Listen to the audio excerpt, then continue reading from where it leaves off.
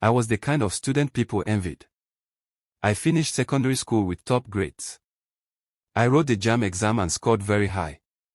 Because of that, I won a full scholarship to study at the university. I chose to study medicine. It was my dream. My father had died because we could not afford his hospital bills. I promised myself I would become a doctor and help people who could not pay. My mother believed in me. Her hope pushed me every day. I joined a good fellowship like she told me to. I never missed lectures. I always handed in my assignments early. My lecturers noticed my hard work. I became class representative because I spoke well and was committed. Then Jerry came along. He lived close to my hostel and studied computer science. My mother had warned me to stay away from boys like him. He had a bad reputation.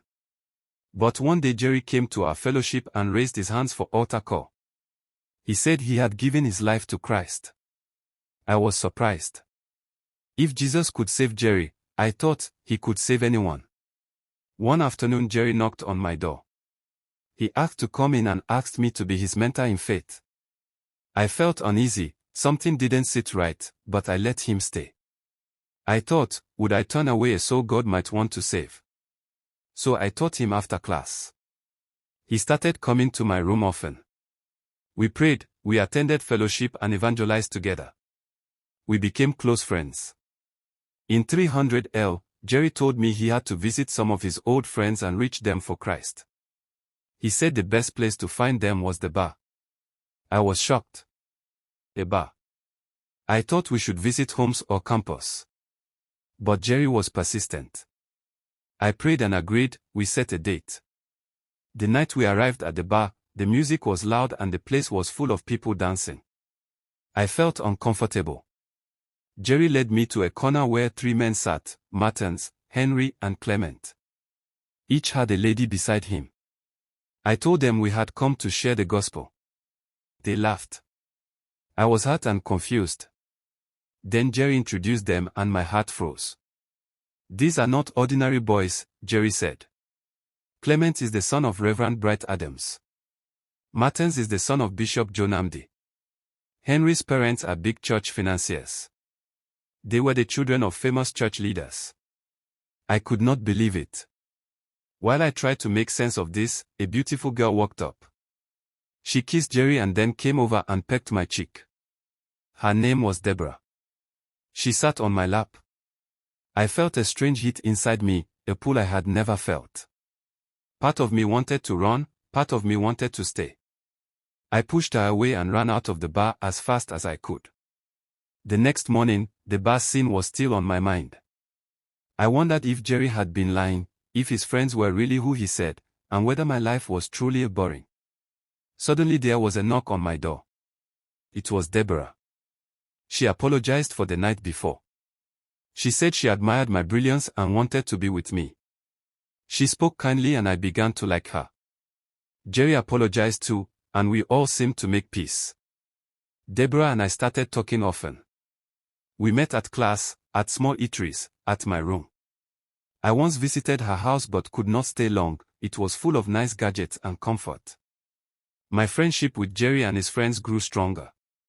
We attended parties and I started to relax about schoolwork. When the second semester results came, I got a score I could not believe. At first I thought it was a miracle. Then Jerry told me my matric number had been given to a lecturer who upgraded my mark. I was grateful and felt guilty at the same time. I began to drift from God. Some fellowship friends warned me. One of my lecturers warned me too. I ignored them. I forgot my mother's advice and the promise I made to her. In 400L, during our friend's final year, I visited Deborah at her apartment. One thing led to another. We slept together. I thought she would be ashamed. Instead, she encouraged me. We began having sex often. Then Deborah told me she was pregnant. I was furious and afraid. I told her to get rid of the pregnancy. We fought. Friends told me to block her. Then my world fell apart. One morning I was told to report to the department office. The lecturer who had been upgrading marks was caught.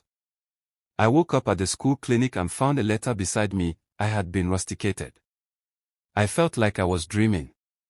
I left campus at dawn, angry and ashamed. I tried to find Jerry, but his phone was off. He and his friends had been rusticated too. I stayed in my room and cried. My mother called and begged me to come home. She sounded so broken. I packed a few things and left campus at 5 a.m. I arrived home around 9:43 a.m. People in the street greeted me. I stood before my sitting room door for a long time, breathing slowly. When I finally walked in, my mother saw me and burst into tears. I said, "Mommy, I am sorry." I fell to the floor, sobbing. Then she shouted, "Who told you that you have been rusticated?" I was silent.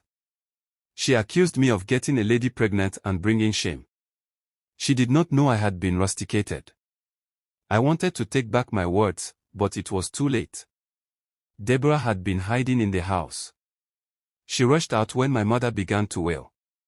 Anger rose in me. I ran at Deborah and my mom tried to hold me. In the struggle, Deborah fell and hit her head on a piece of wood. She screamed.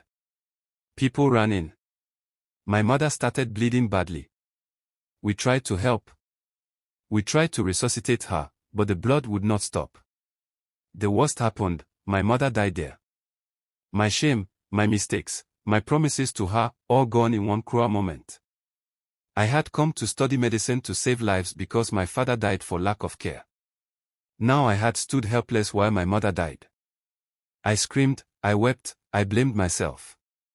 The story ends here for now, but I have to live with the result of my choices. Everything I promised my mother is shattered. What will become of me now? Will I turn myself around, face the law, or fall deeper? Part 3. Continues the truth, consequences, guilt, and the long road to redemption. Subscribe to Hoga High Story Vault to follow Part 3. Like, comment, and share. Tell us what you would have done.